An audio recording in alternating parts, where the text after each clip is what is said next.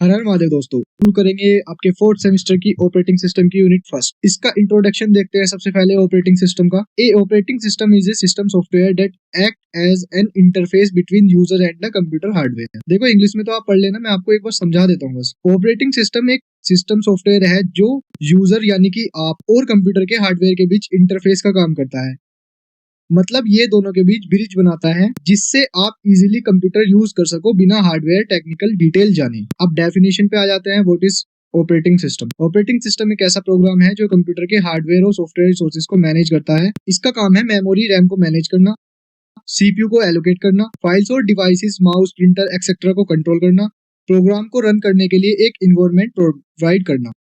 OS की वजह से यूजर को हार्डवेयर के कॉम्प्लेक्स पार्ट को डायरेक्टली समझने की जरूरत नहीं पड़ती। आप कीबोर्ड या माउस से जो काम करते हैं वो ऑपरेटिंग सिस्टम के थ्रू हार्डवेयर तक पहुंच जाता है।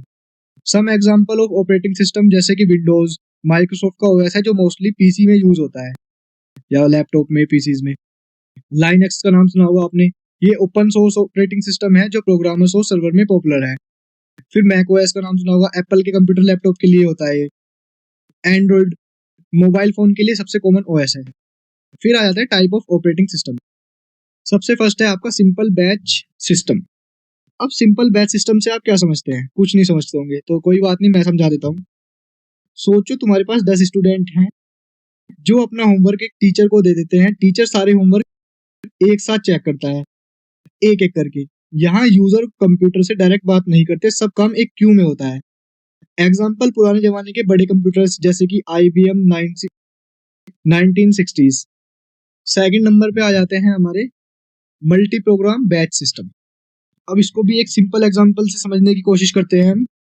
सोचो टीचर एक स्टूडेंट का होमवर्क चेक कर रहा है, तभी वो कुछ टाइम के लिए रुक जाता है तो टीचर दूसरे स्टूडेंट का होमवर्क चेक करना स्टार्ट कर देता है। मतलब सीपीयू एक काम रुकते ही दूसरा काम पकड़ लेता है, इससे टाइम वेस्ट नहीं होता।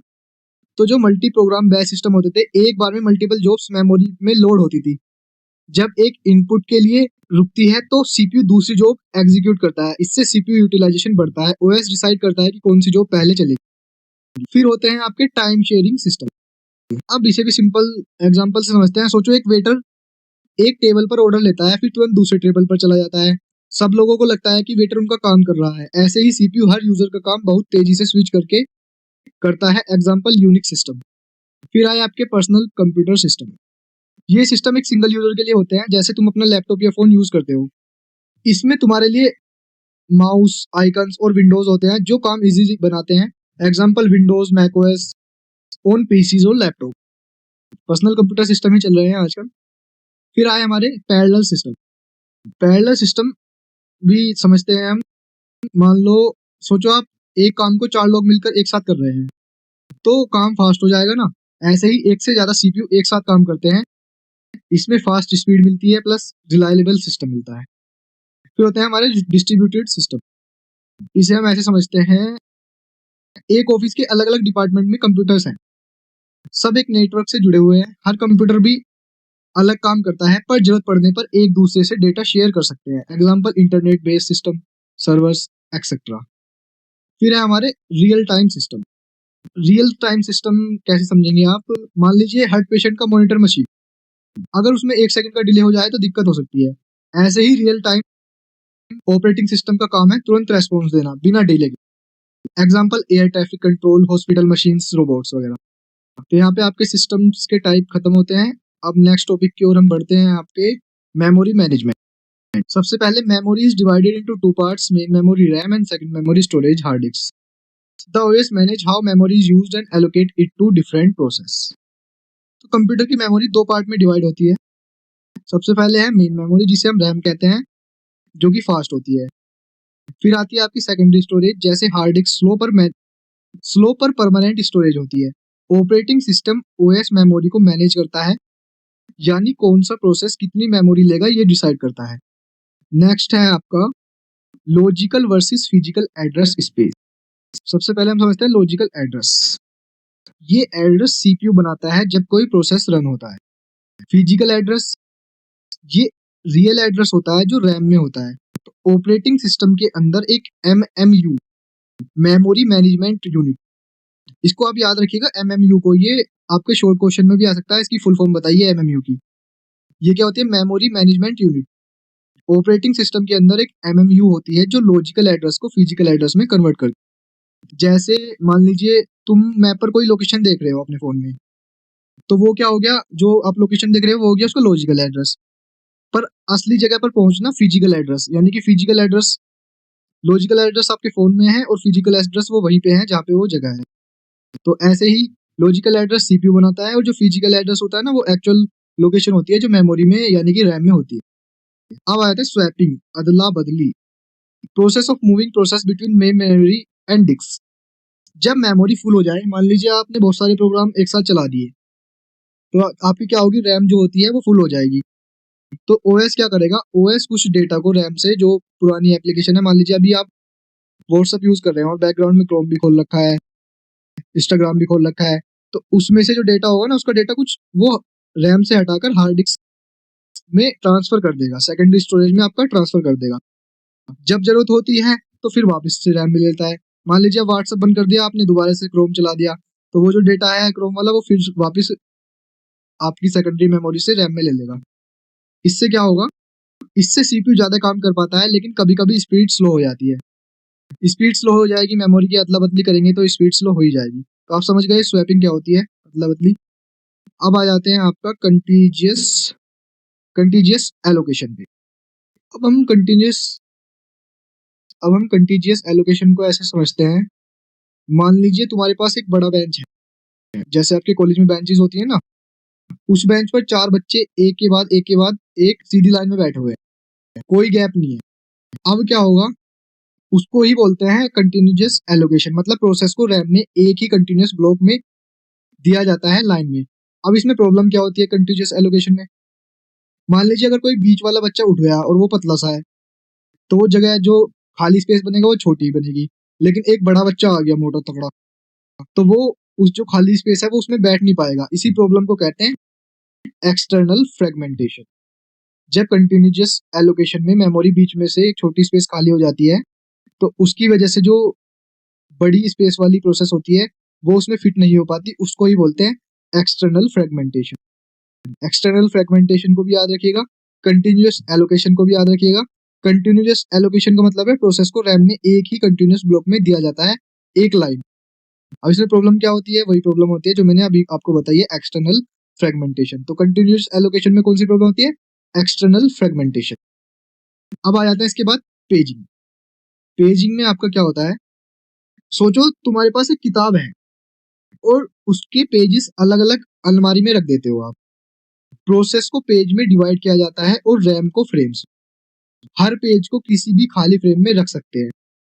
अब प्रोसेस को छोटे छोटे टुकड़ों में, जिनको पेज बोला जाता है, उसमें डिवाइड कर दिया जाता है, और रैम को छोटे छोटे टुकड़ों में मेमोरी को डिवाइड कर दिया जाता है, उनको फ्रेम बोला जाता है। तो जो आपके प्रोसेस के टुकड़े हैं ना, पेजेस, उसको किसी भी फ्रेम में रख देते हैं। तो इसमें फायदा क्या होता है, जगह छोटी हो या बड़ी हो तब भी काम चल जाता है, मेमोरी का बेटर यूज होता है।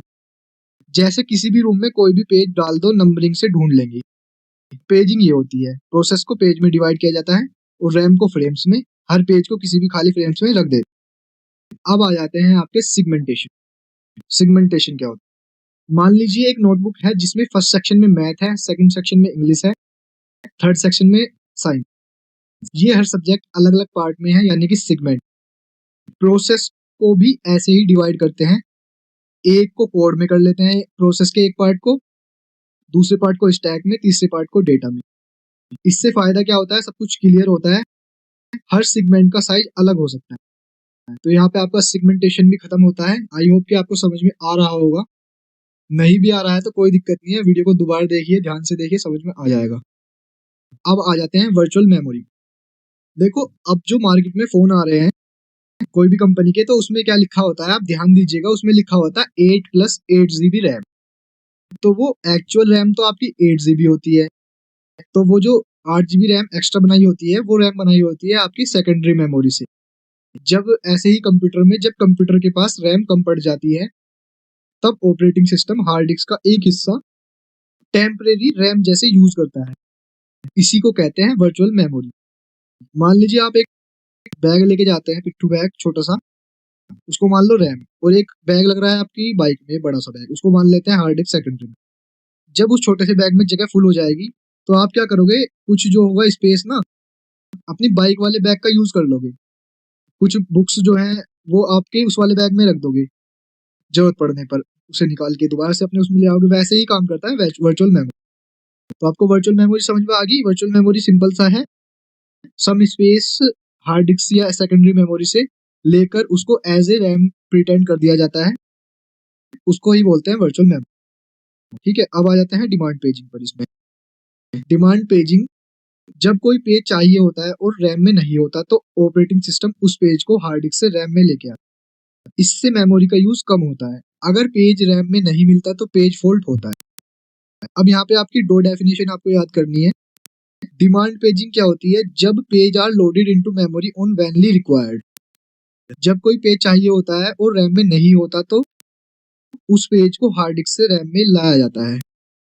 और जब कोई पेज जैसे चार रखे हैं और रैम में नहीं है तो उस सिचुएशन को क्या बोलेंगे, उस सिचुएशन को बोलेंगे पेज फॉल्ट।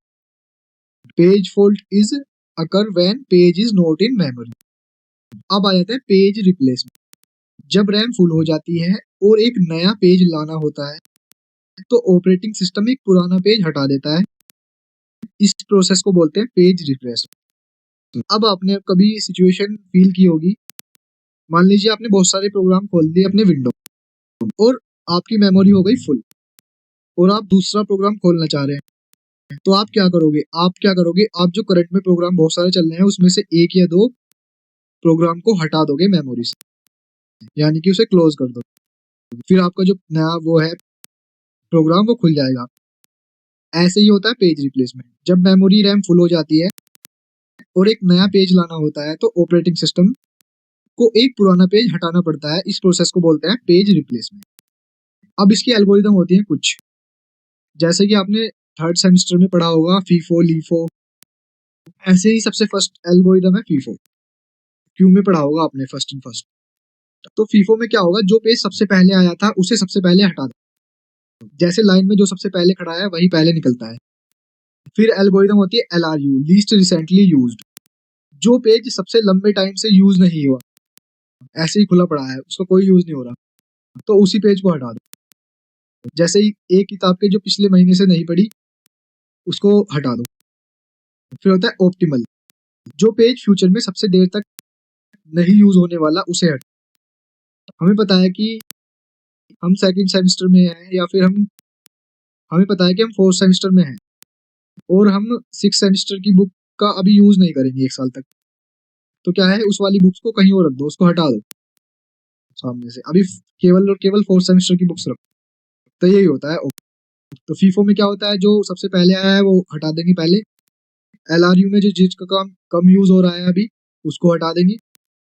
ऑप्टिमल में क्या होगा, जिसका फ्यूचर में यूज कम होगा उसको हटा देंगे। तो ये थी आपकी page replacement algorithm, FIFO, LRU, optimal. Short form, इनकी शॉर्ट फॉर्म से फुल फॉर्म भी याद कर लेना और इनको भी एक बार अच्छे से देख लेना, याद कर लेना, आ सकती है ये। अब आ जाते हैं डिमांड पेजिंग परफॉर्मेंस। ये क्या होता है, परफॉर्मेंस को मेजर किया जाता है हर पेज फॉल्ट रेट से। जितना कम पेज फॉल्ट होगा उतनी अच्छी ज्यादा परफॉर्मेंस होगी, और जितना ज्यादा पेज फॉल्ट होगा उतना ही सिस्टम स्लो होगा। पेज फॉल्ट की डेफिनेशन मैंने आपको बता दी थी, क्या होता है पेज फॉल्ट। अब आ जाते हैं allocation of frames. Allocation of frames में सबसे फर्स्ट है आपका फिक्स्ड एलोकेशन, हर प्रोसेस को बराबर फ्रेम मिलते हैं। सेकंड है वेरिएबल एलोकेशन, जिसको ज्यादा मेमोरी चाहिए उसको ज्यादा फ्रेम मिलते हैं। फिर आ जाता है थ्रेशिंग। थ्रेशिंग क्या होता है, ये थ्रेशिंग है, ट्रेडिंग नहीं है। जब हर वक्त पेज फॉल्ट होता रहता है और OS बस पेज ही स्वैप करता रहे, प्रोसेस एग्जीक्यूट ही ना करे।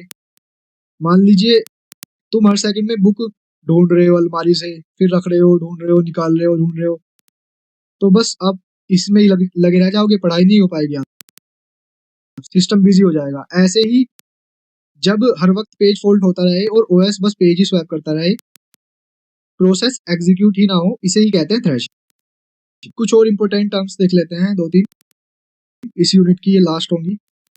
सबसे पहला होता है वर्किंग सेट मोड। OS देखता है कि अभी कौन सा पेज चाहिए और बस वही रखता है रैम। फिर होता है प्री पेजिंग, जरूरत पड़ने पर पहले ही पेजेस रैम में ला दिए जाते हैं। पेज साइज, छोटी पेज ज्यादा ओवरहेड होगी, बड़ी पेज ज्यादा मेमोरी वेस्ट करेगी। रिप्लेसमेंट पॉलिसी, पेज रिप्लेस करने का तरीका फेयर और एफिशिएंट होना चाहिए। पेज रिप्लेसमेंट मैंने आपको पहले ही बता दी थी। इसके साथ साथ आपको फर्स्ट यूनिट मैंने यहाँ पे कंप्लीट करा दी है। आई होप कि आपको अच्छे से समझ में आ गई होगी। शुरू करते हैं आपके यूनिट सेकंड ऑपरेटिंग सिस्टम की। इस यूनिट में हम प्रोसेस के बारे में पढ़ेंगे, प्रोसेस क्या होती है और सीपीयू से कैसे शेड्यूल करता है, ये सब पढ़ेंगे इसमें। तो इस यूनिट का सबसे फर्स्ट टॉपिक है हमारा प्रोसेस। सबसे पहले हम जानते हैं कि प्रोसेस आखिरकार होता क्या है। तो process is a program in execution, यानी कि प्रोसेस एक प्रोग्राम होता है जो चल रहा होता है एग्जीक्यूशन में। जैसे हम मान लीजिए कोई भी टर्बो सी या फिर एम एस वर्ड का प्रोग्राम ओपन करते हैं, तो जब वो ओपन करते हैं उससे पहले तो वो प्रोग्राम है, लेकिन जब वो ओपन हो जाता है ना, जब वो चल रहा होता है, तो वो एक प्रोसेस बन जाता है। तो समझे आप प्रोसेस का मतलब। प्रोसेस में सिर्फ कोड ही नहीं होता बल्कि और भी चीज़ें होती है, जैसे कि प्रोग्राम काउंटर होता है आपका। ये क्या करता है प्रोग्राम काउंटर, ये बताता है कि नेक्स्ट इंस्ट्रक्शन कौन सी होगी। फिर आपके रजिस्टर्स होते हैं, टेम्परेरी डेटा को स्टोर करते हैं। फिर आपके वेरिएबल होते हैं प्रोग्राम के डेटा को स्टोर करने के लिए। फिर मेमोरी होती है प्रोसेस के कोड और डेटा के लिए जगह। Every process has a PCB. PCB क्या होती है, हमारी प्रोसेस कंट्रोल ब्लॉक। हर प्रोसेस के पास एक पीसीबी होती है जो उसके बारे में इंपॉर्टेंट डिटेल स्टोर करती है, जैसे कि इसकी प्रोसेस आईडी। प्रोसेस का एक यूनिक नंबर होता है, जैसे कि roll number. Current state store करती है।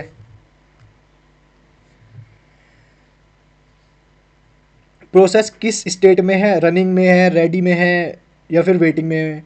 सीपीयू रजिस्टर्स होते हैं। जब प्रोसेस रुकता है तो उसका डेटा यहाँ स्टोर होता है। मेमोरी लिमिट्स होती है, प्रोसेस को कितनी मेमोरी दी गई है, ये सब। तो यहाँ से यहाँ तक थी आपकी प्रोसेस की बेसिक इन्फॉर्मेशन। अब आते हैं प्रोसेस शेड्यूलिंग। प्रोसेस शेड्यूलिंग होती क्या है।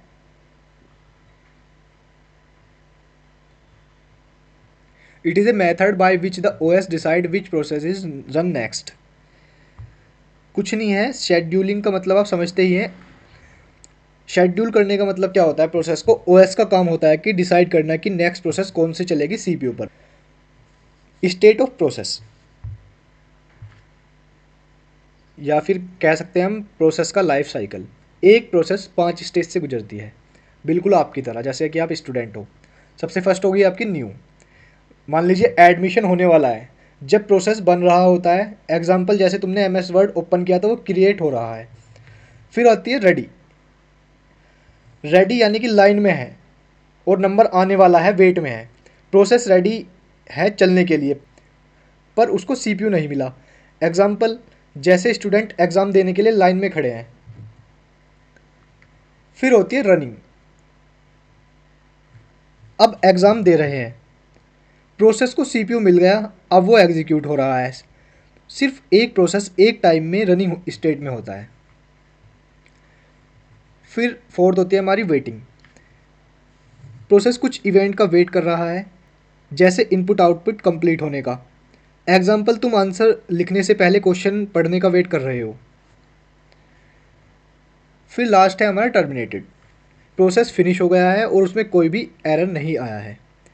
तो ये होती है आपकी 5 स्टेज प्रोसेस की। ये पांचों स्टेट हर ऑपरेटिंग सिस्टम में होती है और शेड्यूलर जो करेगा इनमें शिफ्ट करेगा, यानी कि न्यू से रेडी में पहुंचाएगा, रेडी से रनिंग में, रनिंग से वेटिंग में। तो शेड्यूलर क्या करता है, प्रोसेस की स्टेट को शिफ्ट करता है।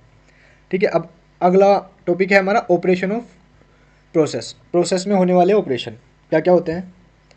सबसे पहला होता है प्रोसेस क्रिएशन, नया प्रोसेस बनना। जब एक नया प्रोसेस स्टार्ट होता है तो वो किसी एग्जिटिंग प्रोसेस के थ्रू होता है।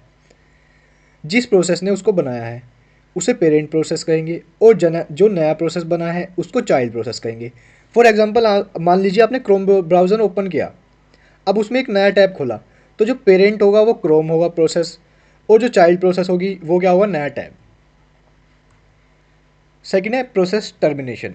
ये ऑपरेशन है, वो स्टेट थी, ठीक है। टर्मिनेशन का मतलब होता है प्रोसेस का ख़त्म हो जाना। जब प्रोसेस अपना काम पूरा कर लेता है या किसी वजह से एरर आ जाता है उसमें और वो रुक जाता है, तो वो टर्मिनेट हो जाता है। टर्मिनेशन के बाद ऑपरेटिंग सिस्टम उसकी मेमोरी को फ्री कर देता है रैम से। जैसे तुमने नोटपैड में कुछ लिखा और सेव किया और उसको क्लोज कर दिया, अब वो प्रोसेस जो है आपकी टर्मिनेटेड हो गई। थर्ड है हमारी प्रोसेस हायरार्की, यानी कि पेरेंट और चाइल्ड का रिश्ता। ओएस में प्रोसेस ट्री स्ट्रक्चर में होते हैं। एक पेरेंट कई चाइल्ड प्रोसेस क्रिएट कर सकते हैं, चाइल्ड प्रोसेस भी अपना चाइल्ड बना सकती है, इससे हायरार्की बन जाती है। एग्जाम्पल जैसे कि सीएमडी खोला, सीएमडी के बारे में अगर आप जानते हो, कमांड प्रॉम्प्ट होता है, उसमें उससे तुमने एक प्रोग्राम रन किया पेरेंट, उसने बैकग्राउंड में एक और प्रोसेस स्टार्ट कर दी चाइल्ड, फिर उसने भी एक और बैकग्राउंड में टास्क स्टार्ट कर दिया, तो ऐसे क्या एक हायरार्की बन गई पेरेंट चाइल्ड की, फिर उसके चाइल्ड की। ठीक है, तो ये थे आपके 3 ऑपरेशन, नाम याद रखिएगा इनके और इनका काम भी याद रखिएगा, प्रोसेस क्रिएशन, टर्मिनेशन और हायरार्की। अब आते हैं सीपीयू शेड्यूलिंग। सीपीयू शेड्यूलिंग देखो होता क्या है, जब एक से ज़्यादा प्रोसेस रेडी स्टेट में होते हैं तो ऑपरेटिंग सिस्टम डिसाइड करता है कि कौन सा प्रोसेस सीपीयू पर चलेगा। इसी डिसीजन मेकिंग प्रोसेस को कहते हैं सीपीयू शेड्यूलिंग। मान लीजिए आप 4 बच्चे लाइन में लगे हो कॉपी चेक कराने के लिए, तो टीचर डिसाइड करेगा कि किसकी कॉपी पहले चेक करनी है। तो वो जो टीचर हो गया आपका ऑपरेटिंग सिस्टम हो गया, वो डिसाइड करेगा कौन सी कॉपी पहले चेक होगी, तो वो शेड्यूल कर रहा है आपको, तो उसको ही बोलते हैं सीपीयू शेड्यूलिंग। इसमें टॉपिक के अंदर सब टॉपिक है, सबसे पहला है शेड्यूलिंग क्राइटेरिया। इसका मतलब है कि किस बेस पे डिसाइड करेगा कौन सी चीज़ पहले होगी। ठीक है, इसमें सबसे फर्स्ट है सीपीयू यूटिलाइजेशन। सीपीयू कभी भी आइडल ना रहे, हमेशा कोई ना कोई काम करता रहे। थ्रोटपुट, 1 मिनट में कितने प्रोसेस कंप्लीट हो रहे हैं उसको बोलते हैं थ्रोटपुट। टर्न अराउंड टाइम, प्रोसेस को सबमिट करने से लेके कंप्लीट होने तक का टोटल टाइम कितना लगा। वेटिंग टाइम, प्रोसेस कितना टाइम रेडी क्यू में वेट कर रहा है। रेस्पॉन्स टाइम, रिक्वेस्ट भेजने के बाद कितनी देर में पहला आउटपुट मिला उसको बोलते हैं रेस्पॉन्स टाइम। अब आ जाती है एल्गोरिदम। एल्गोरिदम ही डिसाइड करती हैं कि प्रोसेस कौन सा पहले होगा कौन से बाद में होगा। इसमें सबसे फर्स्ट एल्गोरिदम है हमारी FCFS, first come first serve, पहले आओ और पहले सर्व हो, जो पहले आया है वो चलेगा। एग्जाम्पल लाइन में खड़े होना, अब मान लीजिए किसी भी भंडारे की लाइन में खड़े हैं आप, तो उसमें क्या होगा, ऐसा तो नहीं है कि आप लास्ट में खड़े हो और आपको दे दिया पहले भंडारा, तो पहले जो खड़ा होगा उसको मिलेगा ना, तो यही होता है इसमें फर्स्ट कम फर्स्ट आउट। फिर आता है नेक्स्ट एल्गोरिदम इसकी, shortest job next, SJN, process with the shortest execution time is selected next. अब क्या होगा इस वाली एल्गोरिदम में, क्या होता है इसमें, ये होता है कि जिसका काम छोटा है उसे पहले चांस मिलेगा, फास्ट प्रोसेसिंग के लिए अच्छा होता है। अब इसे ऐसे समझते हैं, मान लीजिए आप किसी ट्रेन में जा रहे हो, ठीक है, आपके पास खाने के लिए काफ़ी सारे आइटम्स हैं अलग अलग तरह के, तो आप पहले कौन सा आइटम को खाओगे जिसमें टाइम कम लगेगा खाने में। तो ये एल्गोरिदम ऐसे ही काम करती है कि जो भी प्रोसेस छोटे टाइम में एग्जीक्यूट हो जाएगी उसको ही पहले नंबर मिलेगा। ठीक है, फिर आ जाती है प्रायोरिटी शेड्यूलिंग। इसमें क्या होगा, हर प्रोसेस को एक प्रायोरिटी दी जाती है, हाई प्रायोरिटी वाली पहले चलाई जाएगी फिर बाद में चलाई जाएगी। अब मान लीजिए आपके शहर में कोई एक पॉलिटिशियन आ रहा है, नेता, तो आप जा रहे हो लाइन में अपनी बाइक लेके या कार लेके, और नेता आ जाता है, तो पहले आपको थोड़ी ना जाने देंगे, पहले जो VIP है उसकी प्रायोरिटी ज़्यादा है तो उसको जाने देंगे। ऐसे ही ये एल्गोरिदम काम करती है हमारी। ठीक है, अब आते हैं रोबिन राउंड पर। रोबिन राउंड में क्या होता है, सबको इक्वल टाइम दिया जाता है turn by turn. Time slice quantum set होता है, जैसे 2 सेकंड में हर प्रोसेस को। Example music chair game. Last आ जाती है हमारी multi level queue scheduling. Process को कैटेगरीज क्यू में डिवाइड करते हैं, जैसे सिस्टम प्रोसेस, यूजर प्रोसेस, हर क्यू का अपना एक अलग रूल होता है। अब आ जाओ मल्टीपल प्रोसेस शेड्यूलिंग। ये होता कब है, ये जब होता है जब एक सिस्टम में एक से ज़्यादा CPU हो। कैसे कैसे होगा, सबसे पहले होगा एसिमेट्रिक मल्टी प्रोसेसिंग। इसमें क्या होगा, एक CPU ही सबका बॉस होता है, वही शेड्यूल करता है, बाकी सिर्फ इंस्ट्रक्शन फॉलो करते हैं। जैसे आपके कॉलेज में डायरेक्टर डिसाइड करेगा कि कौन सा टीचर कौन सा सब्जेक्ट पढ़ाएगा, ये सब डायरेक्टर के कंट्रोल में होता है। ठीक है, फिर आ जाते हैं सिमेट्रिक मल्टी प्रोसेसिंग, SMP। इसमें क्या होगा, सभी CPU बराबर होते हैं, हर CPU अपना शेड्यूल खुद कर सकता है। जैसे मान लीजिए यूट्यूब पर टीचर, अब वे अपना काम अपने आप डिसाइड कर सकते हैं कि हम कौन सा काम पहले करेंगे, कौन सा काम बाद में पढ़ेंगे करेंगे, कौन सा टॉपिक पहले पढ़ाएंगे, कौन सा टॉपिक बाद में पढ़ाएंगे। तो एसिमेट्रिक में क्या होगा, एक CPU बॉस होगा, पहले बात तो ये समझ लीजिए, मल्टीपल प्रोसेस शेड्यूलिंग में क्या होता है, बहुत सारे प्रोसेस होते हैं एक सिस्टम के अंदर, बहुत सारे ही सीपीयू होते हैं। तो जब बहुत सारे सीपीयू होंगे तो एसिमेट्रिक में तो एक सीपीयू सबका बॉस होगा, वो डिसाइड करेगा कि कौन सा सीपीयू कौन सा काम करेगा। सिमेट्रिक में क्या होगा, सभी सीपीयू अपना काम खुद डिसाइड करेंगे।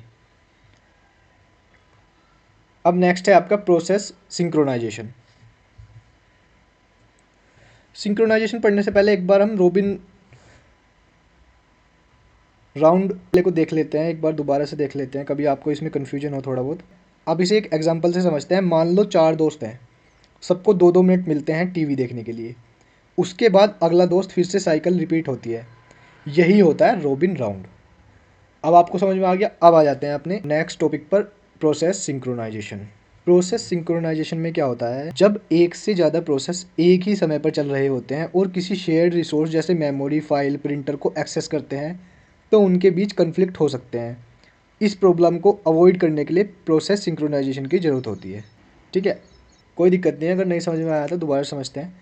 जब एक से ज़्यादा प्रोग्राम यानी कि प्रोसेस एक ही टाइम पर कंप्यूटर में चल रहे होते हैं तो वो एक जैसे रिसोर्सेज जैसे प्रिंटर, मेमोरी, फाइल को एक्सेस करने की कोशिश करते हैं। अगर सभी एक साथ रिसोर्स को यूज़ करेंगे तो गलत आउटपुट आ सकता है या सिस्टम क्रैश हो सकता है। इस प्रॉब्लम को सोल्व करने के लिए सिंक्रोनाइजेशन का यूज़ होता है। मतलब एक प्रोसेस चले तो दूसरा रुक जाए, बारी बारी से चले। ठीक है, अब आते हैं क्रिटिकल प्रॉब्लम सेक्शन। ये क्या होता है? एक critical section is a part of code where shared resources are access. ये वो पार्ट होता है कोड का जहाँ प्रोसेस शेयर्ड रिसोर्स जैसे प्रिंटर या फाइल को एक्सेस। रूल ये है कि एक समय में सिर्फ एक ही प्रोसेस क्रिटिकल सेक्शन में जाएगा, वरना दिक्कत हो सकती है। इस प्रॉब्लम को सोल्व करने के लिए 3 रूल या कंडीशन होती हैं। सबसे फर्स्ट होता है म्यूचुअल एक्सक्लूजन। सिर्फ एक प्रोसेस एक टाइम पे क्रिटिकल सेक्शन में जाएगा, इसका मतलब होता है ये। फिर होता है प्रोग्रेस। अगर कोई प्रोसेस अंदर नहीं है तो दूसरे प्रोसेस को अंदर जाने का चांस मिलना चाहिए बिना रुकावट के, इसको बोलते हैं progress. Bounded waiting. Bounded waiting क्या होता है? हर प्रोसेस को एक लिमिटेड टाइम के अंदर अपनी बारी मिलनी चाहिए।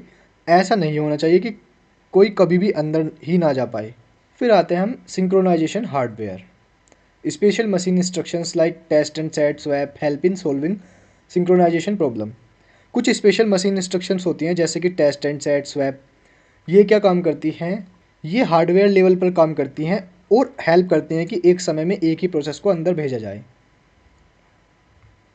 सेमाफोर्स। सेमाफोर्स होता क्या है? सोचो, सेमाफोर्स एक लॉक होता है जो क्या काम करेगा, जो बताएगा अंदर फ्री है या फिर बिजी है कोई। एग्जाम्पल से समझते हैं, जैसे आप डॉक्टर को दिखाने जाते हैं कोई भी अपनी बीमारी को, तो एक डॉक्टर के गेट पर एक इंसान खड़ा हुआ होता है लोग की तरह। वो क्या बताता है कि अंदर डॉक्टर के पास पेशेंट है या फिर नहीं है। ऐसे ही सीमाफोर्स होता है, ये बताता है कि सीपीयू फ्री है या फिर वो बिजी है। अब टाइप ऑफ सेमाफोर्स 2 तरह के होते हैं। सबसे पहला काउंटिंग सेमाफोर। जैसे अगर 3 प्रिंटर हैं तो काउंटिंग सेमाफोर 3 तक काउंट करेगा। फिर होता है बाइनरी सेमाफोर। बाइनरी सेमाफोर या म्यूटेक्स भी बोल देते हैं इसको। सिर्फ 0 या 1, या तो रिसोर्स फ्री है या फिर रिसोर्स बिजी है। इस पे ऑपरेशन होते हैं, वेट ऑपरेशन होता है। वेट ऑपरेशन क्या करेगा? प्रोसेस को अंदर जाने से पहले चेक करेगा, अगर रिसोर्सेज बिजी है तो प्रोसेस रुक जाएगी। फिर आ जाओ सिग्नल। जब प्रोसेस का काम हो जाता है तो ये बताता है कि रिसोर्स अब फ्री है। Classical problem of synchronization. Real life example से समझते हैं इसको। सबसे फर्स्ट तरह की प्रॉब्लम क्या होती है सिंक्रोनाइजेशन में, बाउंडेड बफर प्रॉब्लम में। मान लीजिए कोई भी प्रोड्यूसर एक आइटम बनाता है और एक कंज्यूमर उसे यूज़ करता है। तो प्रोड्यूसर आइटम बना रहा है, कंज्यूमर उसे यूज़ कर रहा है। अगर बफर फुल हो गया तो प्रोड्यूसर को रुकना पड़ेगा, तो इसे बोलते हैं बाउंडेड बफर प्रॉब्लम। सेकंड तरह की होती है रीडर्स एंड राइटर प्रॉब्लम। अगर एक से ज़्यादा रीडर एक फाइल पढ़ रहे हैं तो चलेगा, लेकिन अगर कोई राइटर लिख रहा है तो और कोई रीड या राइट नहीं कर सकता। मान लीजिए आप एक बुक को पढ़ रहे हैं 2 जने एक साथ बैठ के, वो चल जाएगा, लेकिन आप लिख भी रहे हैं और कोई उसे पढ़ भी रहा है, वो नहीं चलेगा। तो इस वाली प्रॉब्लम को बोलते हैं रीडर्स राइटर प्रॉब्लम। फिर आ जाते हैं dining philosopher problem. 5 philosopher table पर बैठे हैं, सबको खाना खाना है, लेकिन स्पून जो है वो लिमिटेड है। अगर सब एक साथ उठाएं तो डेडलॉक हो सकता है, इसलिए उनको बारी बारी से स्पून ले ला होगा। समझ रहे हो? 5 जने बैठे हो आप टेबल पर, खाना खाना है आपको, चम्मच रखी है एक, आपने पाँचों ने एक साथ हाथ बढ़ा दिया और चम्मच पर रख दिया, तो 5 जन है एक चम्मच को पकड़ रहे हैं, तो उसको बोलते हैं कंडीशन को डेडलॉक।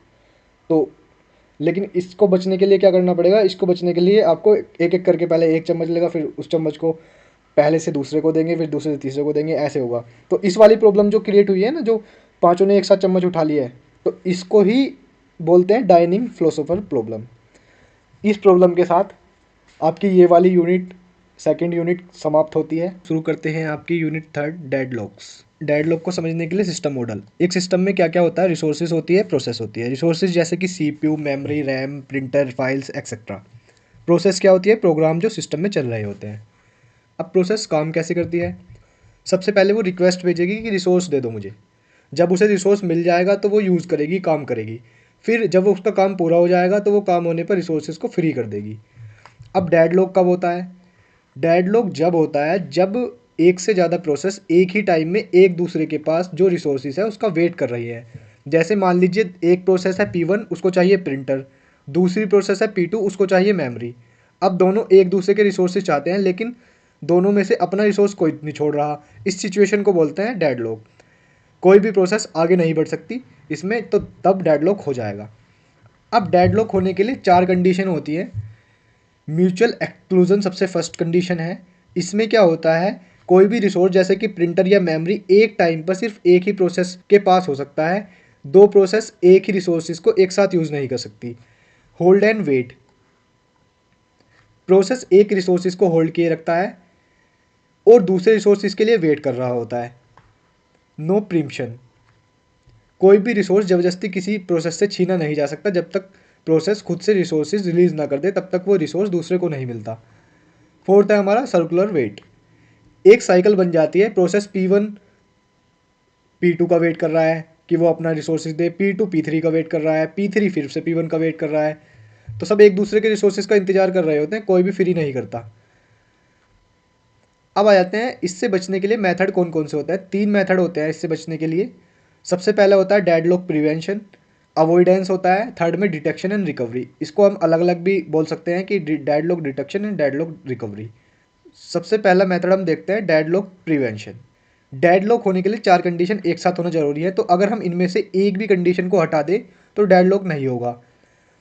चलो इन चारों कंडीशन को अलग अलग समझते हैं और कैसे इन्हें प्रिवेंट करते हैं वो भी देखते हैं। जैसे कि हमने पहले भी समझाया, म्यूचुअल एक्सक्लूजन क्या होता है, जब कोई रिसोर्सेज एक टाइम पर सिर्फ एक ही प्रोसेस यूज़ कर सकती है। प्रिवेंशन, ऐसे रिसोर्सेज बनाए जाए जो शेयरेबल हो, जैसे कि रीड ओनली फाइल्स।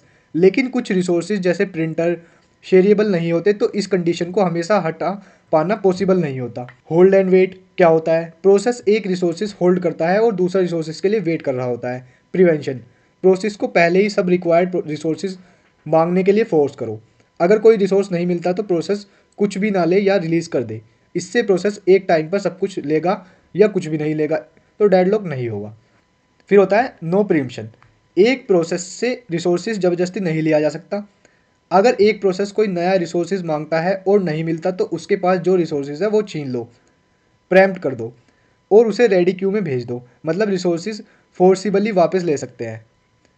फोर्थ हमारा सर्कुलर वेट क्या होता है, प्रोसेस एक साइकिल में रिसोर्सेज के लिए वेट कर रहा है, P1 P2 को, P2 P3 को, P3 P1 को। प्रिवेंशन कैसे करेंगे इसका, हर रिसोर्सेज को एक नंबर दे दो और प्रोसेस को बोल दो कि रिसोर्सेज हमेशा इंक्रीजिंग ऑर्डर में ही मांगो। इससे सर्कुलर चैन नहीं बन पाएगी। अगर किसी भी एक कंडीशन को हटा दिया जाए तो डेडलॉक होने के चांसेस खत्म हो जाएंगे। ये होता है डेडलॉक प्रिवेंशन। अब सेकंड हमारा है डेडलॉक अवॉइडेंस। डेडलॉक अवॉइडेंस को समझते हैं हम डिटेल में। डेडलॉक अवॉइडेंस का मतलब है पहले से चेक करना कि अगर हम किसी प्रोसेस को रिसोर्सेज दे देते हैं तो सिस्टम डेडलॉक में नहीं चला जाएगा। सेफ स्टेट क्या होती है, अगर सिस्टम ऐसे रिसोर्सेज एलोकेट करता है जिसमें सारे प्रोसेस अपना काम कंप्लीट करके सेफली रिसोर्सेज वापस दे सकते हैं तो उस स्टेट को सेफ स्टेट कहते हैं। अगर कोई प्रोसेस को रिसोर्सेज देने से सिस्टम ऐसा स्टेट में चला जाए जहां आगे डेडलॉक हो सकता है तो उसे अनसेफ स्टेट कहते हैं और अवॉइड करना चाहिए। अब इसमें एक होती है बैंकर्स एल्गोरिदम। जैसे बैंक लोन देने से पहले चेक करता है कि कस्टमर रीपे कर पाएगा या नहीं, वैसे ही ओएस भी रिसोर्स देने से पहले चेक करता है step by step. Her process को ओएस बताता है कि उसे मैक्सिमम कितने रिसोर्सेज चाहिए। जब प्रोसेस कोई रिसोर्सेज मांगता है तो OS देखता है कि अगर ये दे दिया तो सिस्टम सेफ स्टेट में रहेगा या फिर नहीं। अगर सेफ है तो दे देता है, अगर अनसेफ है तो डिने कर देता है, डेडलॉक से बचने के लिए। तो डेडलॉक अवॉइडेंस में सिस्टम पहले चेक करता है कि आगे कोई रिस्क तो नहीं है। बैंकर्स एल्गोरिदम यूज होता है सेफ स्टेट इंश्योर करने के लिए। ये टेक्निक थोड़ी कॉम्प्लेक्स है बट डेडलॉक होने से पहले ही बच जाते हैं। फिर आता है हमारा थर्ड और fourth, deadlock detection and recovery. Detection देखते हैं पहले क्या होता है। डेडलॉक डिटेक्शन का मतलब होता है सिस्टम को डेडलॉक में जाने दो लेकिन उसके बाद उसे डिटेक्ट करो, पकड़ो। कैसे डिटेक्ट करते हैं? सिस्टम में एक रिसोर्स एलोकेशन ग्राफ RAG बनाया जाता है। ये एक डायग्राम होता है जिसमें प्रोसेस और रिसोर्सेज को नोड्स के रूप में दिखाया जाता है। एरो लाइंस दिखाते हैं कि कौन सा किसको होल्ड करके बैठा है और कौन सा किस चीज़ का वेट कर रहा है। साइकिल क्या होता है? अगर इस ग्राफ में साइकिल चक्र बन गया तो इसका मतलब है डेडलॉक हो चुका है, अगर हर रिसोर्सेज का एक ही इंस्टेंट हो। अब चेक करते हैं, system time to time periodically check करता है कि कोई डेडलॉक हुआ है या नहीं। इन शॉर्ट में बोले तो डेडलॉक होने से पहले डिटेक्ट करना पड़ता है। RAG से पता चलता है कि सिस्टम में डेडलॉक हुआ है या नहीं। Cycle equals to deadlock in single resources instant case. अब इससे रिकवरी कैसे होंगे? जब सिस्टम में डेडलॉक हो जाए और वो डिटेक्ट हो जाए तो उसके बाद सिस्टम को डेडलॉक से बाहर निकालना पड़ता है। इस प्रोसेस को बोलते हैं डेडलॉक रिकवरी। डेडलॉक से कैसे रिकवर करें? इसमें फर्स्ट है प्रोसेस टर्मिनेशन, प्रोसेस को ही ख़त्म कर दो। कुछ या फिर सभी प्रोसेस को किल या बंद कर दिया जाता है ताकि डेडलॉक ख़त्म हो जाए। दो तरीके होते हैं, किल ऑल प्रोसेस, सभी प्रोसेस को टर्मिनेट करो, सिंपल है लेकिन रिस्क भी ज़्यादा है। किल वन बाय वन, एक एक करके प्रोसेस को टर्मिनेट करो जब तक डेडलॉक टूट ना जाए।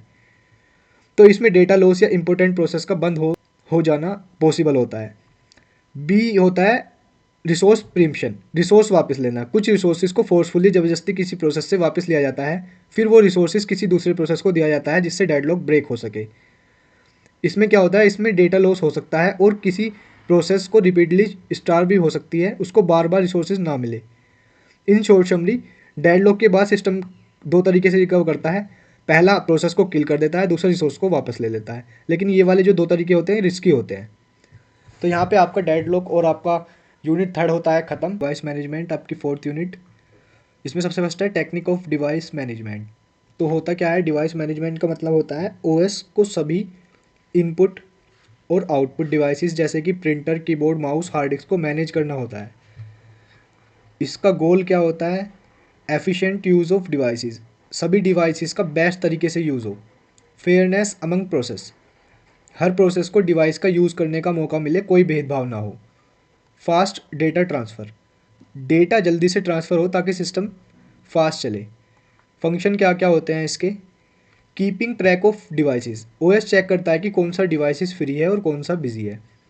सेकंड होता है एलोकेशन डिवाइसेस टू प्रोसेस, जब किसी प्रोसेस को डिवाइस चाहिए होता है जैसे कि मान लो प्रिंटर, OS उस प्रोसेस को डिवाइस एलोकेट कर देता है।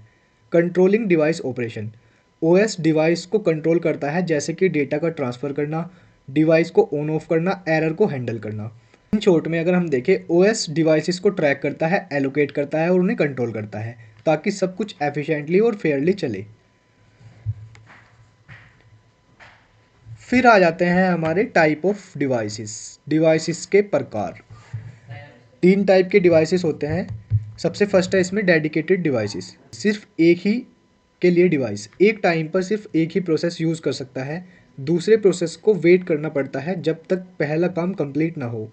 एग्जाम्पल प्रिंटर, एक बार में सिर्फ एक ही प्रिंट काम कर सकता है। सेकंड होता है शेयर डिवाइस, सबके साथ शेयर होने वाले डिवाइस, एक ही डिवाइस को अलग अलग प्रोसेस एक साथ यूज़ कर सकते हैं लेकिन OS को सिंक्रोनाइज करना पड़ता है ताकि कन्फ्यूजन ना हो। एग्जाम्पल हार्ड डिस्क, बहुत सारे प्रोसेस डेटा रीड और राइट करते हैं एक साथ। फिर आते हैं हमारे वर्चुअल डिवाइसेस, ये क्या होते हैं? दिखने में अलग लेकिन असल में एक।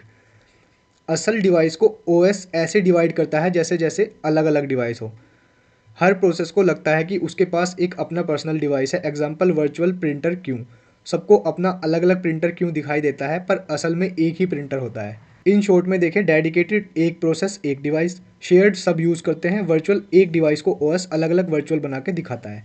फिर आ जाते हैं हमारे इनपुट एंड आउटपुट डिवाइसेस। सबसे फर्स्ट है इसमें इनपुट डिवाइसेस, ये वो डिवाइस होते हैं जिनके थ्रू हम कंप्यूटर में डेटा भेजते हैं। एग्जाम्पल कीबोर्ड टाइपिंग के लिए, माउस क्लिक करने के लिए, स्कैनर डॉक्यूमेंट या फ़ोटो को कंप्यूटर में ले जाने के लिए। फिर आते हैं हमारे आउटपुट डिवाइसेस, ये वो डिवाइस होते हैं जिनके थ्रू कंप्यूटर हमें रिजल्ट दिखाता है। एग्जाम्पल मॉनिटर, स्क्रीन पर डिस्प्ले करता है, प्रिंटर पेपर निकालता है, स्पीकर आवाज़ सुनाता है। OS use device driver to manage input output devices. Device driver एक ऐसा स्पेशल प्रोग्राम होता है जो OS और हार्डवेयर डिवाइस के बीच कनेक्शन बनाता है। बिना ड्राइवर के OS डिवाइस को समझ नहीं सकता। एग्जाम्पल, प्रिंटर को चलाने के लिए प्रिंटर का ड्राइवर इंस्टॉल करना पड़ता है। इन शॉर्ट में अगर हम देखें तो इनपुट डिवाइसेस क्या होते हैं, डेटा को अंदर भेजने के लिए। आउटपुट डिवाइसेस का क्या होते हैं, डेटा को बाहर दिखाने के लिए। ड्राइव डिवाइवर क्या होते हैं, ऑपरेटिंग सिस्टम और डिवाइस के बीच का ब्रिज होता है एक। स्टोरेज डिवाइस क्या होता है, use to store data permanently. Storage devices वो होते हैं जिसमें हम अपना डेटा को परमानेंटली लॉन्ग टाइम के लिए स्टोर करते हैं। इन डिवाइस में हम अपनी फाइल्स, फोटोज़, वीडियोस, सॉफ्टवेयर सब कुछ सेव करते हैं। Example, hard disk, SSD, USB drive. Hard disk क्या होती है, डेस्कटॉप और लैपटॉप में होती है, बड़ा डेटा स्टोर करती है। SSD solid state drive, hard disk का फास्ट वर्जन है, जल्दी डेटा रीड और राइट करती है। USB जिसको हम पेन ड्राइव भी बोल देते हैं, छोटी और पोर्टेबल डिवाइस होती है, इजीली कहीं भी ले जा सकते हैं। ऑपरेटिंग सिस्टम हैंडल करता है रीड और राइट ऑपरेशन। रीड का मतलब होता है डिवाइस को डेटा को डिवाइस से उठाना। राइट का मतलब होता है डेटा को डिवाइस में सेव करना।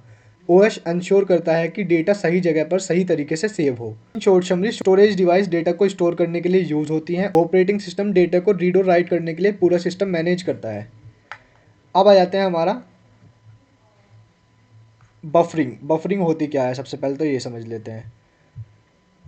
जब CPU और इनपुट आउटपुट डिवाइसेस जैसे प्रिंटर, हार्ड डिस्क के बीच डायरेक्ट डेटा ट्रांसफ़र स्लो होता है तो OS एक टेम्परेरी स्टोरेज बफर का यूज़ करता है डेटा को कुछ देर तक के लिए रखने के लिए। बफर एक टेम्परेरी मेमोरी एरिया होता है। इससे होता क्या है, CPU और डिवाइसेस अपना काम स्मूथली और जल्दी कर सकते हैं बिना एक दूसरे का वेट किए। 3 तरह से होती है ये। सबसे पहला होता है सिंगल बफरिंग।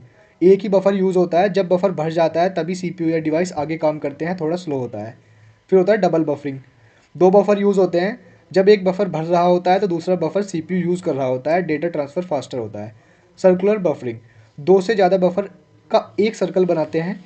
जब पहला बफर खाली होता है तब तीसरे या चौथे बफर में काम चल रहा होता है। ये मेथड कंटिन्यूस और स्मूथ डेटा ट्रांसफ़र में मदद करता है। इन शॉर्ट में अगर हम देखें तो बफरिंग डेटा को टेम्परेरी रखकर CPU और डिवाइस का काम स्मूथ बनाता है। सिंगल बफर, एक buffer, double buffer, 2 buffer, circular buffer, 2+ buffer का एक सर्कल में। तो यहाँ पे आपका बफर भी खत्म हो चुका है। अब आ जाते हैं सेकेंडरी स्टोरेज स्ट्रक्चर। सबसे फर्स्ट है इसमें डिस्क स्ट्रक्चर। जो हार्ड डिस्क होती है उसमें प्लेट्स होती हैं, गोल गोल प्लेट्स। हर प्लेट्स ट्रैक्स में डिवाइड होती हैं, लाइंस में। हर ट्रैक्स के अंदर छोटे छोटे टुकड़े होते हैं जिनको सेक्टर बोलते हैं। डिस्क कंट्रोलर का काम होता है डिस्क को कंट्रोल करना, डेटा को रीड और राइट करना। डिस्क शेड्यूलिंग, जब बहुत सारे इनपुट आउटपुट ऑपरेशन की रिक्वेस्ट आ रही होती है, डेटा को रीड या राइट करने की रिक्वेस्ट, तो OS डिसाइड करता है कि किस ऑर्डर में इन्हें पूरा करके काम को फास्ट किया जाए। इसमें एल्गोरिदम्स यूज़ होती हैं, जैसे सबसे फर्स्ट है FCFS, first come first serve. जो रिक्वेस्ट पहले आई वो पहले सर्व होगी। FCFS में क्या होता है, जो रिक्वेस्ट पहले आती है वो पहले सर्व होती है। जैसे कि आप एक सिंपल लाइन में खड़े हुए हों तो अगर आप पहले आएंगे तो आपका काम पहले होगा। फिर होता है हमारा SSTF, shortest seek time first. जो रिक्वेस्ट सबसे पास होती है, कम डिस्टेंस पर होती है, उसे पहला पूरा किया जाता है। फिर होता है स्कैन, इसको एलिवेटर एल्गोरिदम भी बोलते हैं।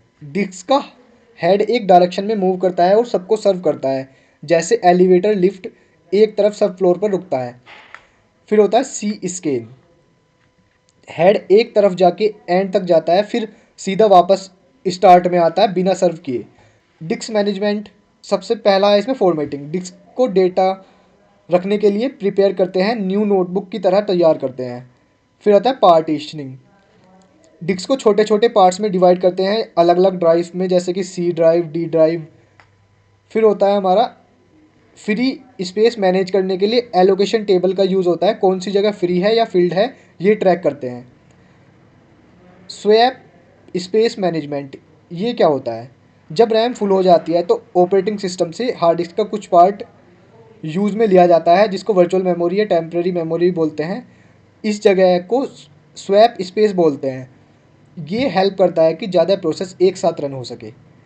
डिस्क रीडेबिलिटी, डेटा लॉस से बचने के लिए कुछ टेक्निक का यूज़ होते हैं, जैसे कि RAID। इसमें क्या होता है, RAID redundant array of independent disk. Multiple disk को कंबाइन करते हैं ताकि अगर एक फेल हो जाए डिस्क तो डेटा जो है हमारा वो सेफ रहे। फिर हो गया हमारा रेगुलर बैकअप। इम्पोर्टेंट डेटा का बैकअप लेते हैं ताकि कुछ ख़राब होने पर डेटा वापस मिल जाए। थर्ड होता है हमारा error detection and correction codes. Data में एरर को डिटेक्ट करने के लिए और ठीक करने के लिए कोड्स का यूज़ करते हैं। अगर एक क्विक लाइन में देखें तो डिस्क स्ट्रक्चर प्लेट्स, ट्रैक्स और सेक्टर्स होते हैं। डिस्क शेड्यूलिंग क्या होती है? रिक्वेस्ट को ऑर्डर में सर्व करना। डिस्क मैनेजमेंट फॉर्मेट, पार्टीशन और स्पेस मैनेज करना। स्वैप स्पेस, रैम फुल होने पर डिस्क का पार्ट यूज़ करना। रिलायबिलिटी, रैड बैकअप और एरर चेकिंग से डेटा सेफ रहता है। तो यहाँ पे आपकी डिवाइस मैनेजमेंट ख़त्म होती है और इसके साथ साथ आपकी फोर्थ यूनिट भी ख़त्म हो गई है। ऑपरेटिंग सिस्टम की यूनिट 5 स्टार्ट करते हैं इंफॉर्मेशन मैनेजमेंट की। सबसे पहले देख लेते हैं इंफॉर्मेशन मैनेजमेंट होता क्या है, इसका इंट्रोडक्शन। जब ऑपरेटिंग सिस्टम ओएस सिस्टम के अंदर डेटा को फाइल और डायरेक्टरी फोल्डर्स के फॉर्म में मैनेज करता है, उसे ही इंफॉर्मेशन मैनेजमेंट कहते हैं। ओएस का काम क्या होता है इंफॉर्मेशन मैनेजमेंट में? ऑपरेटिंग सिस्टम कुछ इंपॉर्टेंट काम करता है जैसे कि स्टोर करना, डेटा को सेव करना। ओएस डिसाइड करता है कि फाइल को डिस्क के किस पार्ट में स्टोर करना है, फिर रिट्रीव करना, डेटा को वापस लेना। जब यूज़र या प्रोग्राम किसी फाइल को एक्सेस करता है तो ऑपरेटिंग सिस्टम फाइल को लोकेट करके उसके डेटा को प्रोवाइड करता है। सिक्योर करना, फाइल की सिक्योरिटी। ओएस इंश्योर करता है कि अनऑथराइज यूज़र को एक्सेस ना हो सके। परमिशन सिस्टम होता है रीड राइट एग्जीक्यूट करने के लिए। अगर हम रियल एग्जांपल देखें, रियल लाइफ का एग्जांपल देखें, जैसे आप अपने फ़ोन में फ़ोटोज़ को गैलरी के फोल्डर में रखते हो, वैसे ही ऑपरेटिंग सिस्टम भी फाइल्स और फोल्डर को प्रॉपरली अरेंज करता है और प्रोटेक्ट करता है। इन समरी इंफॉर्मेशन मैनेजमेंट क्या होता है? फाइल्स फोल्डर का सही management by OS. Operating system करता है डेटा को स्टोर, डेटा को रिट्रीव, डेटा को सिक्योर। सेकंड है हमारा a simple file system. File system सबसे पहले देखते हैं हम होता क्या है। फाइल सिस्टम एक ऐसा सिस्टम होता है जो स्टोरेज डिवाइस जैसे कि हार्ड डिस्क, एसएसडी पर फाइल्स को ऑर्गेनाइज व्यवस्थित करता है। यानी फाइल सिस्टम डिसाइड करता है कि फाइल को कहाँ स्टोर करना है, कैसे एक्सेस करना है और कैसे मैनेज करना है। अब सिंपल फाइल सिस्टम क्या करता है? एक सिंपल फाइल सिस्टम कुछ बेसिक ऑपरेशन प्रोवाइड करता है जैसे कि क्रिएट, नई फाइल बनाना, रीड, फाइल के अंदर डेटा को पढ़ना, राइट, फाइल में डेटा को लिखना, डिलीट, फाइल में डेटा को हटा देना।